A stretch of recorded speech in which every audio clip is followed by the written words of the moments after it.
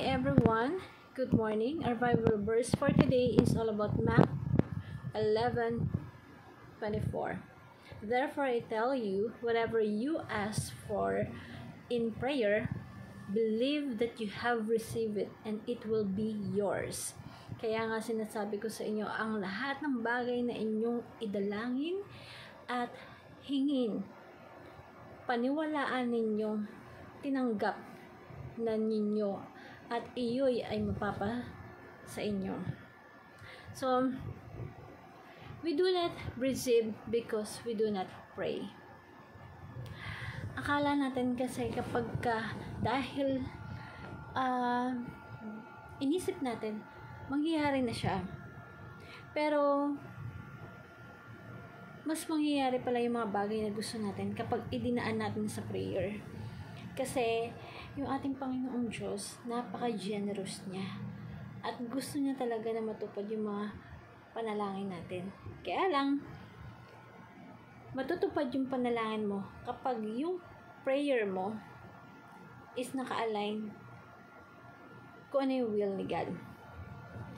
At kapag kahit pa na ano yung hilingin mo sa Kanya, pero kapag hindi maganda yung intention mo, hindi niya ibibigay sa'yo yung bagay na hinihingi mo.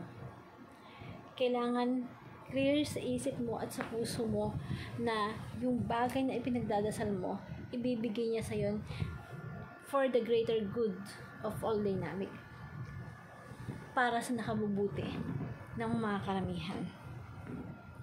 At maganda yung intention mo, maganda yung purpose mo kung bakit gusto mo makuha yun. And we have to believe in order to receive. Kapag nalangin ka at humiling ka, paniniwalaan mo na, panindigan mo na makukuha mo yun. Kasi yung kausap mo, yung Diyos na kausap mo na kung saan ibinibigay mo yung panalangin mo, yung kahilingan mo, hindi siya basta-basta. Napaka-generous po ng ating Panginoon. Pero dapat, maganda yung intention mo, at dapat yung will mo, yung goal mo, kung ano yung gusto mo makuha, naka-align sa kung ano yung will ni God. And we can only claim to receive the will of God. So, tayo, talagang nakadesign tayong tumanggap ng blessings ng Panginoon. So, huwag mo isipin na kaya ka tumanggap ng blessings, kaya ka nagkaroon ng bagay na gustong-gusto mong makuha is dahil mabuti kang tao, dahil nagawa mo yung mga dapat mong gawin, o dahil mahal ka ng Diyos. No.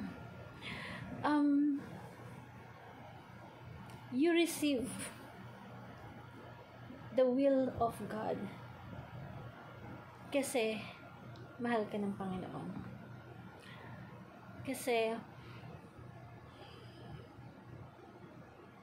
hindi dahil sa kabutihan na ginawa mo, hindi dahil sa kagalingan mo, katalinuhan mo, kundi dahil sa works ng ating Panginoon na kailangan natin makita na yung mga natatanggap natin na blessings at yung mga answer prayer natin, hindi yun tinupad dahil mabait tayo, hindi yun tinupad because of our works, tinupad yun because our God, our Lord is have an integrity, one body, one mind, one soul.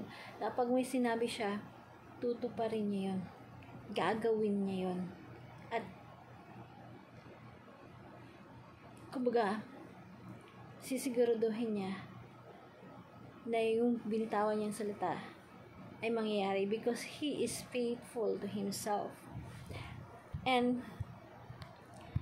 so napaka-importante pala na kapag nagdarasal tayo, mas maganda na andun mo sinasabi, ibinapaalam mo sa ating Panginoon Diyos kung ano yung dreams mo, yung goals mo. Pray in order to receive. So, kailangan natin mag-pray kasi yun yung way ng pakikipag-communicate natin kay God. So, paano ka makaka-receive kung hindi ka naman na-pray? Hindi ka nagsasabi. Believe that God is both powerful, generous, and good in relation to our prayer.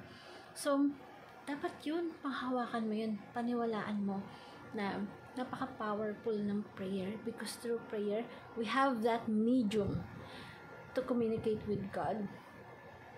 and claim that we have already received God's will for us. Na kapag ka meron kang will, i-claim mo na, meron kang gusto mangyari, i-claim mo na makukuha mo siya. Kasi bigay yun sa'yo ng Panginoon. At binigay niya yun kasi napakabuti ng ating Panginoon. Our glory po is to our Lord God. And,